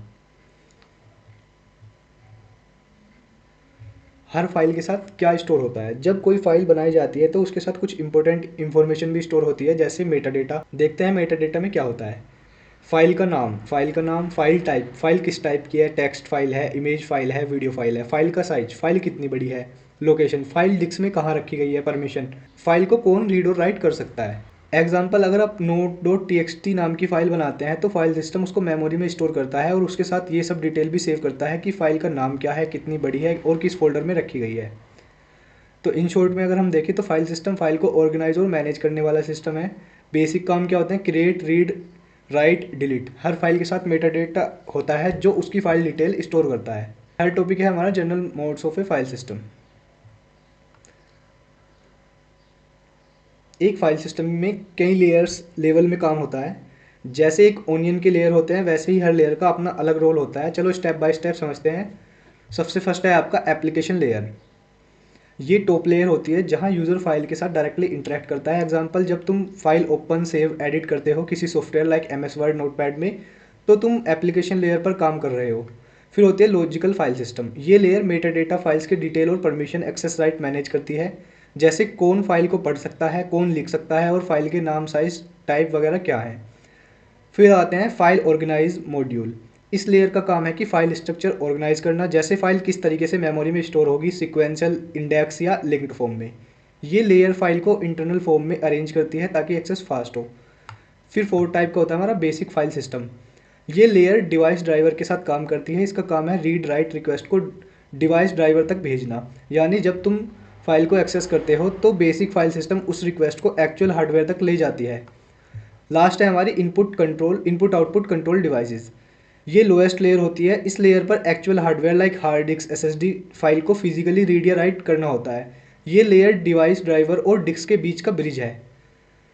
एक एग्जांपल से समझते हैं एप्लीकेशन लेयर। जैसे आपने फाइल ओपन करी है, लॉजिकल लेयर फाइल का नाम, टाइप, एक्सेस परमिशन चेक करना। फाइल ऑर्गेनाइजेशन मॉड्यूल बताता है कि फाइल का स्ट्रक्चर कैसा है। बेसिक फाइल सिस्टम फाइल को लोड करने के इंस्ट्रक्शंस डिवाइस ड्राइवर को डेटा देता है। Input output layer hard disk से एक्चुअल फाइल रीड करके तुम तक पहुंचाता है। इन समरी में देखें तो फाइल सिस्टम एक मल्टी लेयर्ड सिस्टम है। हर लेयर का अपना अलग काम होता है। यूजर इंस्ट्रक्शंस से लेकर एक्चुअल डिस्क रीड या राइट तक ये डिज़ाइन सिस्टम को ऑर्गेनाइज और एफिशिएंट बनाता है। अब आ जाते हैं हम नेक्स्ट टॉपिक पर, सिंबॉलिक फाइल सिस्टम। ये क्या होता है? सिंबॉलिक फाइल सिस्टम होता क्या है? सिंबॉलिक फाइल सिस्टम का मतलब होता है हम फाइल को नाम से एक्सेस करते हैं, ना कि किसी मेमोरी एड्रेस से। क्या करता है ये सिस्टम? हम जब भी किसी फाइल को ओपन करते हैं तो हम लिखते हैं उसका नाम और उसका पाथ। सिस्टम के लिए फाइल किसी मेमोरी ब्लॉक में रखी हुई होती है, जैसे डिस्क के किसी सेक्टर में, लेकिन हमें ये याद रखने की ज़रूरत नहीं होती। हमें केवल फाइल का नाम याद रखना है, उसका ये याद रखना है कि वो कौन से फोल्डर में है, कौन सी फाइल में है। जैसे मान लीजिए आपकी ड्राइव्स होती हैं, सी ड्राइव, डी ड्राइव, उसमें आप फोल्डर बना देते हैं सॉफ्टवेयर नाम का, तो डी ड्राइव के अंदर सॉफ्टवेयर नाम के फोल्डर में आपकी फ़ाइल रखी हुई है, तो हमें उसका पाथ देना पड़ता है केवल। उसका ये नहीं कि हमें बिल्कुल रैम का एड्रेस याद करना है कि वो इस वाले एड्रेस में रखी हुई है। तो ये होता है सिंबॉलिक फाइल सिस्टम, ठीक है। सिंबॉलिक फाइल सिस्टम का काम क्या है? ये अब्स्ट्रैक्शंस प्रोवाइड करता है। यूजर सिर्फ नाम पाथ जानता है, सिस्टम उस नेम को एक्चुअल लोकेशन से मैप कर देता है। इसके एडवांटेज क्या क्या होते हैं? Easy to use. आप अगर एड्रेस याद करेंगे ना रैम का एक्चुअल, तो वो बहुत हार्ड पड़ जाएगा। नाम याद रखना आसान होता है। डायरेक्ट मेमोरी एड्रेस एक्सेस नहीं होता, इसलिए सिस्टम सिक्योर रहता है। फ्लेक्सिबल, अगर फाइल की लोकेशन बदलेगी तो सिंबॉलिक नेम भी सेम रह सकता है। जैसे मान लीजिए जब तुम बोलते हो node.txt को ओपन करो, तो ओएस उस सिंबॉलिक नेम को एक्चुअल मेमोरी एड्रेस जैसे कि सेक्टर 23 ऑफ डिस्क से मैप करता है और फाइल खोल देता है। इन कंक्लूजन में अगर देखें तो सिंबॉलिक फाइल सिस्टम एक यूज़र फ्रेंडली सिस्टम है जो फाइल नेम्स और पाथ का यूज़ करता है। इससे यूज़र को फिजिकल स्टोरेज डिटेल के बारे में सोचने की जरूरत नहीं पड़ती। अब नेक्स्ट है हमारा बेसिक फाइल सिस्टम। ये क्या होता है? सिर्फ ब्लॉक लेवल ऑपरेशन हैंडल करता है, मतलब डिस्क के ब्लॉक और सेक्टर से डेटा को रीड या राइट करना। फाइल्स नेम, डायरेक्टरी या मेटा डेटा में बिल्कुल हाथ नहीं लगाता। कैसे काम करता है? जब लॉजिकल फाइल सिस्टम या एक्सेस कंट्रोल वेरीफाई करके रिक्वेस्ट भेजता है, तो बेसिक फाइल सिस्टम उस रिक्वेस्ट के ब्लॉक डिस्क से उठाता या लिखता है। ये इंस्ट्रक्शंस डिवाइस ड्राइवर के थ्रू होती है। ड्राइवर ही एक्चुअल हार्डवेयर से बात करते हैं। 6 है हमारा एक्सेस कंट्रोल वेरिफिकेशन। ये क्या करता है? ये इंश्योर करता है कि सिर्फ ऑथराइज यूजर ही फाइल को एक्सेस या मॉडिफाई या एग्जीक्यूट कर सके। कैसे होता है? हर फाइल के साथ परमिशन सेट होती है, जैसे read, write, execute. Access control list ACLS में यूज़र या ग्रुप के नेम और उनकी परमिशन स्टोर होती है। जब कोई प्रोसेस फाइल रिक्वेस्ट भेजती है तो पहले ACL चेक होती है। अगर परमिशन नहीं मिलती तो रिक्वेस्ट डिनी कर दी जाती है। Logical file system, last topic of this unit.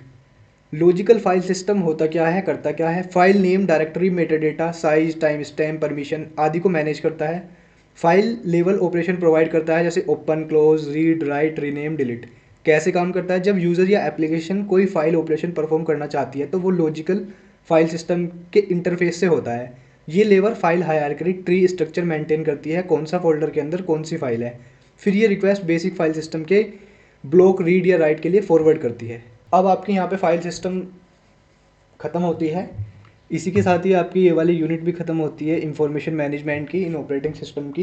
इसकी ये लास्ट यूनिट है, फिजिकल फाइल सिस्टम। सबसे पहले देखते हैं फिजिकल फाइल सिस्टम आखिरकार होता क्या है। तो फिजिकल फाइल सिस्टम इंटरफेस एक ऐसा कनेक्शन पॉइंट होता है जिसमें यूज़र या फिर प्रोग्राम और ऑपरेटिंग सिस्टम के फाइल सिस्टम के बीच इंटरेक्शन होता है। मतलब जब हम फाइल्स या फोल्डर के साथ कोई काम करते हैं, जैसे कि उसको ओपन करना या सेव करना या फिर डिलीट करना, तो ये सब काम फाइल सिस्टम इंटरफेस के थ्रू होता है। अब इसमें टिपिकल ऑपरेशन क्या क्या होते हैं, ये सब यूजर या एप्लीकेशन परफॉर्म कर सकते हैं। जैसे कि फर्स्ट ऑपरेशन है आपका क्रिएट ए फाइल, नई फाइल बनाना, जैसे word file, notepad file create करना। सेकंड होता है आपका ओपन ए फाइल, पहले से बनी फाइल को खोलना, ओपन करना ताकि उसमें काम कर सके। फिर होता है read from A file, file के अंदर जो डेटा है उसको रीड करना, देखना या उसे यूज़ करना। राइट टू फाइल, फाइल के अंदर नए डेटा को लिखना, एग्जिस्टिंग डेटा को अपडेट करना। डिलीट ए फाइल, जब फाइल का काम खत्म हो जाए और उसे सिस्टम से हटाना हो। रीनेम और मूव ए फाइल, फाइल का नाम बदलना या फिर फाइल को एक जगह से दूसरी जगह ले जाना। सिंपल वर्ड्स में अगर बोले, फाइल सिस्टम इंटरफेस वो जरिया है जिससे हम ऑपरेटिंग सिस्टम को इंस्ट्रक्शंस देते हैं कि फाइल के साथ क्या करना है, create, open, read, write, delete या फिर रीनेम, मूव। अब आ जाते हैं फाइल कॉन्सेप्ट। क्या होता है? सबसे पहले देखते हैं हम फाइल क्या होती है। फाइल एक नाम से पहचानी जाने वाली कलेक्शन होती है जिसमें रिलेटेड इन्फॉर्मेशन होती है। अब ये इन्फॉर्मेशन किसी भी फॉर्म में हो सकती है, जैसे कि टेक्स्ट, जैसे notes, image, photos, audio, songs, executable code, programs. File का डेटा स्टोर कहाँ होता है? फाइल को हम सेकेंडरी स्टोरेज पर रखते हैं, जैसे कि हार्ड डिस्क, एसएसडी या फिर पेन ड्राइव। फाइल के इंपॉर्टेंट पार्ट्स क्या होते हैं? हर फाइल के कुछ एट्रीब्यूट्स, प्रॉपर्टीज होती है, जैसे कि नेम, फाइल का नाम जैसे notes dot T x T. Type, file का फॉर्मेट जैसे कि टेक्स्ट है, इमेज है, ऑडियो है, एग्जीक्यूटिबल है, एक्सेट्रा। साइज, फाइल कितनी बड़ी है, बाइट्स में हो सकती है, केबी में हो सकती है, एमबी में हो सकती है। क्रिएशन और मॉडिफिकेशन डेट्स, फाइल कब बनी है और कब लास्ट बार बदली गई है। परमिशन, कौन रीड या राइट या एग्जीक्यूट कर सकता है। लोकेशन, डिस्क के किस पार्ट में स्टोर है, इसका रिकॉर्ड। अगर एक छोटी लाइन में बोले तो एक फाइल एक नाम से जुड़ी हुई इंफॉर्मेशन का ग्रुप है जिसमें डेटा होता है और उसकी कुछ प्रॉपर्टीज होती हैं जिनको हम एट्रीब्यूट्स भी बोलते हैं, जैसे कि नाम, टाइप, साइज और परमिशन। अब आ जाता है एक्सेस मेथड। जब हम फाइल का डेटा यूज़ करते हैं, रीड या राइट करते हैं, तो किस तरीके से डेटा को एक्सेस करते हैं, उसको एक्सेस मेथड कहते हैं। एक्सेस करने के 3 तरीके होते हैं, जिसमें सबसे फर्स्ट है हमारा sequential access. Data line by line या ऑर्डर में एक्सेस करते हैं, जैसे एक ऑडियो कैसल। अगर लास्ट गाना सुना है तो पहले सब गाने सुनने पड़ेंगे या फॉरवर्ड करना पड़ेगा। फाइल को स्टार्ट से लेकर एंड तक एक एक करके रीड या राइट होता है। यूज़, टेक्स्ट फाइल में इसका यूज़ होता है, लॉग्स फाइल में इसका यूज़ होता है। फिर होता है डायरेक्ट एक्सेस या फिर इसको बोलते हैं रैंडम एक्सेस।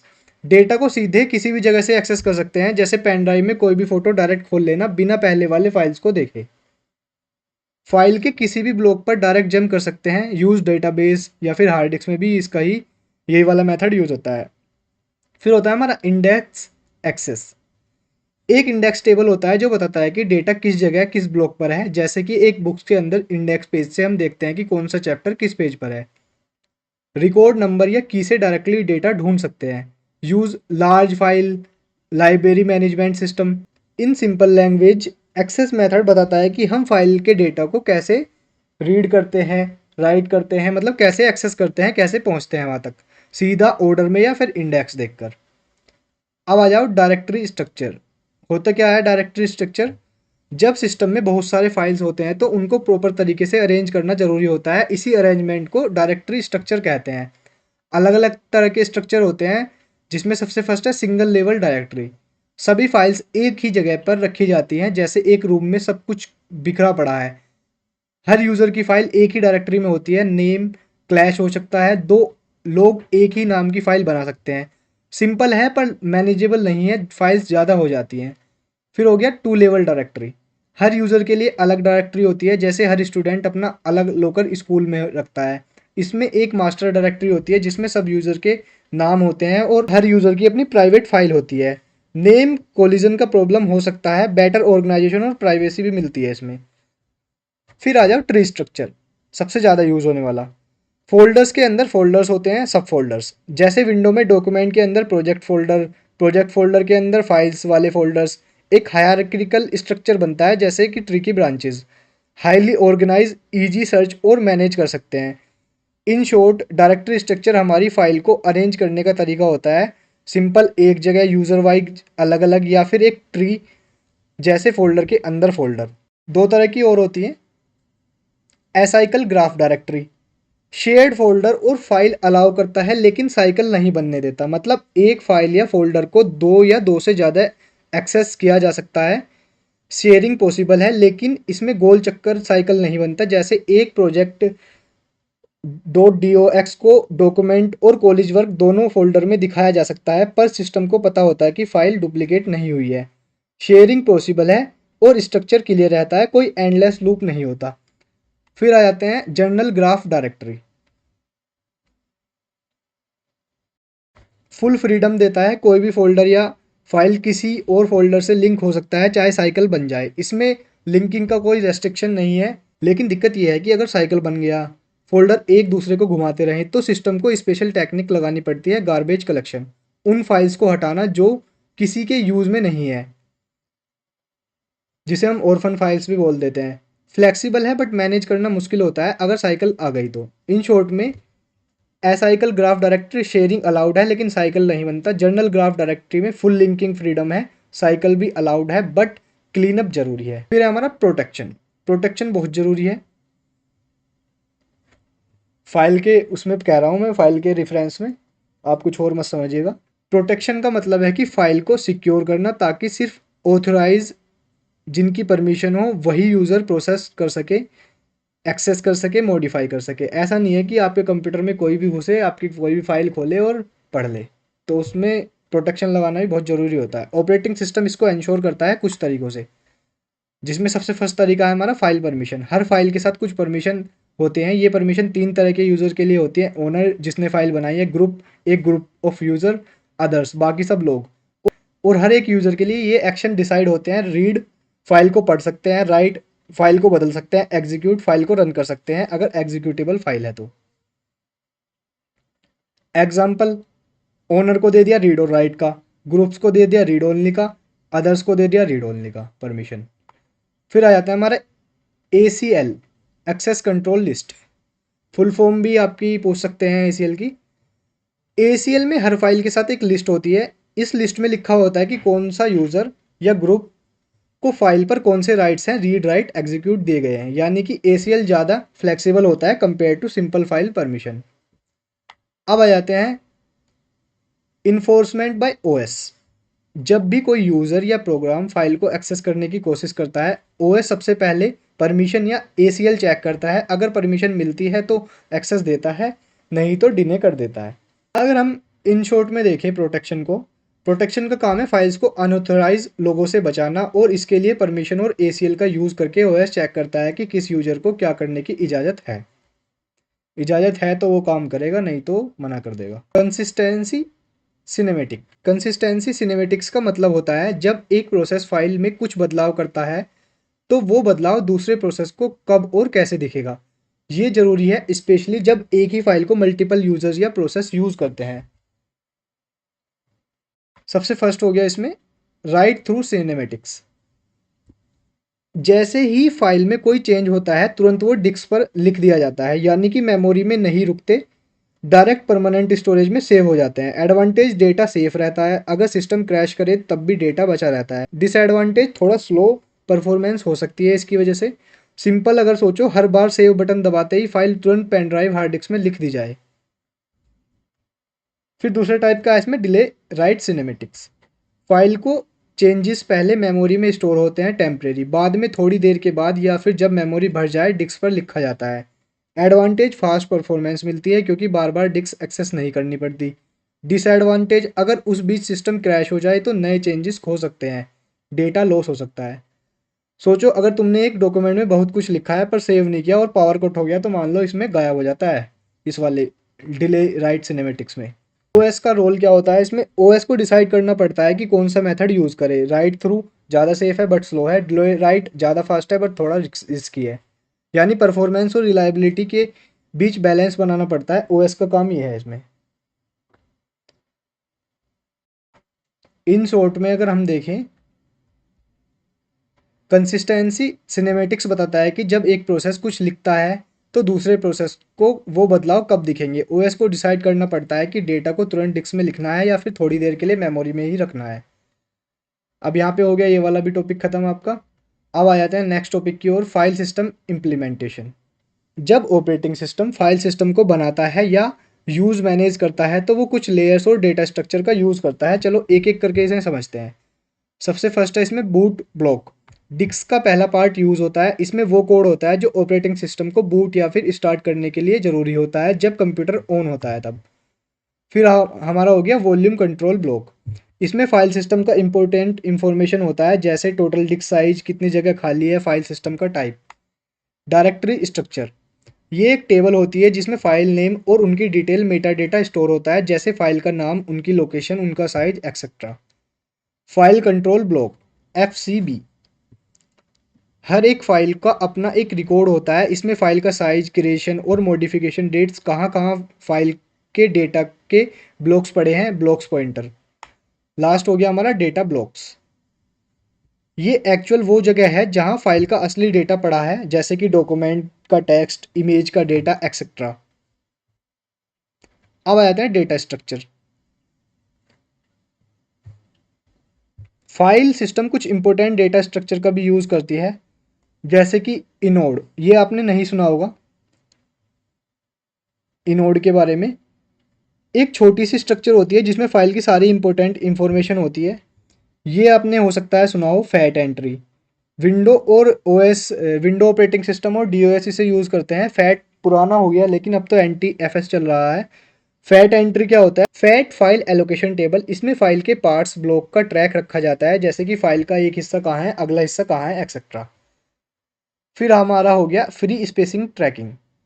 ये बताता है कि डिस्क पर कौन सी जगह खाली है। दो तरीके होते हैं इसके, एक होता है बिट मैप, एक होता है लिंक लिस्ट। बिट मैप हर ब्लॉक के लिए एक बिट 0 या 1, 0 फ्री है, एक ऑक्युपाइड है। लिंक लिस्ट फ्री ब्लॉक्स को एक चैन जैसे लिंक करके रखा जाता है।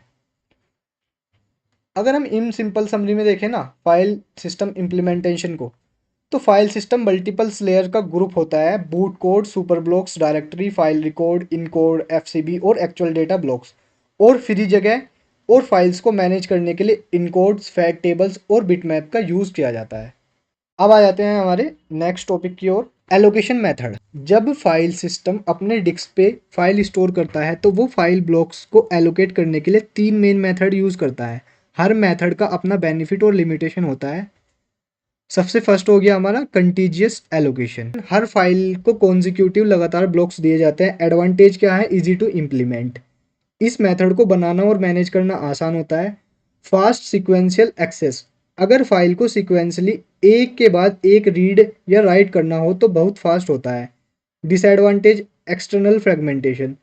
जब फाइल के अंदर कुछ जगह खाली रह जाती है तो वो एक्सटर्नल फ्रेगमेंटेशन होती है, यानी कि जगह तो अवेलेबल है पर एक ब्लॉक के अंदर पूरी फाइल को स्टोर नहीं किया जा सकता।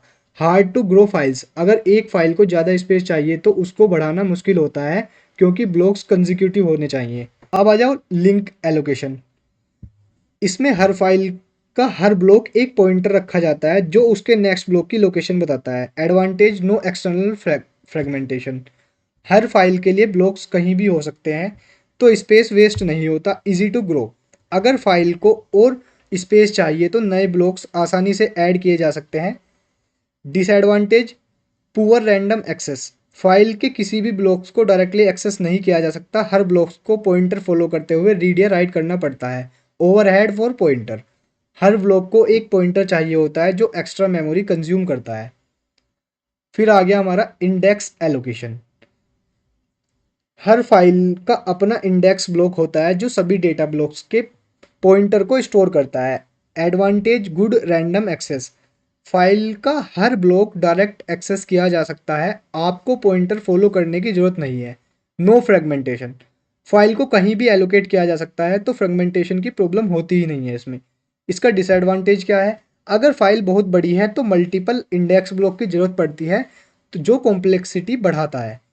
इन समरी में अगर हम देखें, कंटिन्यूस एलोकेशन फास्ट एक्सेस बस fragmentation and growth issue. Linked allocation no fragmentation and easy growth but slow random access and pointer overhead. Index allocation good random access and no fragmentation but may be need multiple index level for large files. अब इस unit का ये वाला topic है last, free space management. Free space management की technique समझना बहुत ही ज़रूरी है हमारे लिए, क्योंकि ये डिसाइड करती है कि डिस्क की स्पेस एफिशिएंटली कैसे मैनेज की जा सकती है। चलो इसको देखते हैं पहले कि होता क्या है फ्री स्पेस मैनेजमेंट। डिस्क पर काफ़ी सारी जगह होती है। कभी कभी कुछ ब्लॉक्स फ्री होते हैं और कुछ एलोकेटेड होते हैं। फ्री स्पेस मैनेजमेंट ये ट्रैक करता है कि कौन सा ब्लॉक्स फ्री है और कौन से किसी भी फाइल के लिए एलोकेटेड है। इसमें सबसे फर्स्ट है हमारा बिट मैप। एक एरे होती है जिसमें एक बिट के थ्रू हर ब्लॉक की स्टेटस बताई जाती है। 0 यानी कि ब्लॉक फ्री है, 1 यानी कि ब्लॉक एलोकेटेड है। Advantage simple. ये मेथड बहुत सिंपल है। कंस्टेंट टाइम टेस्ट प्रोवाइड करता है, यानी कि आप 0-1 टाइम में चेक कर सकते हैं कोई ब्लॉक फ्री है या एलोकेटेड, एफिशिएंट है, हर ब्लॉक के लिए बस एक बिट का यूज होता है। डिसएडवांटेज मेमोरी यूसेज, अगर डिस्क बहुत बड़ी है तो ये मेथड थोड़ा मेमोरी कंज्यूम कर सकता है क्योंकि हर ब्लॉक के लिए एक बिट जरूरी होता है इसमें। फिर हमारा आ गया लिंक लिस्ट। इस मेथड में फ्री ब्लॉक्स एक लिंक लिस्ट के फॉर्म में होते हैं। सुपर ब्लॉक्स में एक पॉइंटर होता है जो फ्री ब्लॉक्स की लिस्ट को हेड पॉइंट करता है। डिसएडवांटेज इसके no extra space, bit map के कंपैरिजन में एक्स्ट्रा स्पेस की जरूरत नहीं है क्योंकि ब्लॉक्स खुद ही एक लिस्ट में लिंक्ड होते हैं। डिसएडवांटेज पॉइंटर ओवरहेड, हर फ्री ब्लॉक में एक एक्स्ट्रा पॉइंटर होता है जो मेमोरी को थोड़ा एक्स्ट्रा ओवरहेड क्रिएट कर सकता है। स्लोअर एक्सेस, अगर आपको रैंडम ब्लॉक एक्सेस करना हो तो लिस्ट को ट्रांसवर्स करना पड़ता है। फिर हमारा तीसरा तरीका है ग्रुपिंग। पहले free blocks next and next block के एड्रेस को स्टोर करता है, इससे पॉइंटर ओवरहेड थोड़ा कम किया जाता है। इसका एडवांटेज क्या है, रिड्यूस पॉइंटर ओवरहेड, जैसे ही एक ब्लॉक फ्री होता है वो next and next free blocks के साथ स्टोर कर लेता है, इससे पॉइंटर ओवरहेड कम हो जाता है। डिसएडवांटेज मैनेजमेंट कॉम्प्लेक्सिटी, इस मेथड की मैनेजमेंट थोड़ी कॉम्प्लेक्स हो सकती है क्योंकि ब्लॉक्स को एफिशिएंटली ट्रैक करना पड़ता है। अब आ जाते हैं नेक्स्ट, काउंटिंग। इस मेथड में स्टार्ट और काउंट पेयर स्टोर किए जाते हैं जो फ्री ब्लॉक्स की कंटीजियस रेंज को डिफाइन करते हैं। एग्जाम्पल, अगर 10 ब्लॉक फ्री है तो ये स्टार्ट ब्लॉक और काउंट 10 के थ्रू रिप्रेजेंट किया जाता है। एडवांटेज कॉम्प्लेक्ट रिप्रेजेंटेशन, अगर बहुत सारे फ्री ब्लॉक्स कंटीजियस हैं तो ये मेथड कॉम्प्लेक्ट होता है और स्पेस एफिशिएंसी यूज होती है। डिसएडवांटेज कोएलेक्सिंग नीडेड, जब फ्री ब्लॉक नॉन कंटीजियसली फ्रीड होते हैं तब उनको कोएलेक्स करना पड़ता है, यानी कि मर्ज करना, जो मैनेजमेंट थोड़ा कॉम्प्लेक्स बना सकता है। इन समरी में देखें, अगर बिटमैप सिंपल और एफिशिएंट है पर लार्ज डिस्क पे मेमोरी यूज का इशू हो सकता है। Link list no extra space लेकिन पॉइंटर ओवरहेड हो सकता है। ग्रुपिंग पॉइंटर ओवरहेड को रिड्यूस करता है लेकिन मैनेजमेंट थोड़ा कॉम्प्लेक्स है। काउंटिंग एफिशिएंट स्टोरेज, अगर फ्री ब्लॉक्स कंटिन्यूस है लेकिन मर्जिंग की जरूरत पड़ती है इसमें। तो यहाँ पे आपकी हो गई ये वाली यूनिट खत्म। ये वाली 6 की 6 यूनिट अच्छे से पढ़िए, फिर प्रीवियस ईयर के क्वेश्चन सोल्व करिए। आई एम श्योर कि इससे आपको बहुत ही ज़्यादा हेल्प मिलेगी एग्जाम में। अब मिलते हैं आपसे नेक्स्ट वीडियो में, तब तक के लिए tata, take care, bye bye.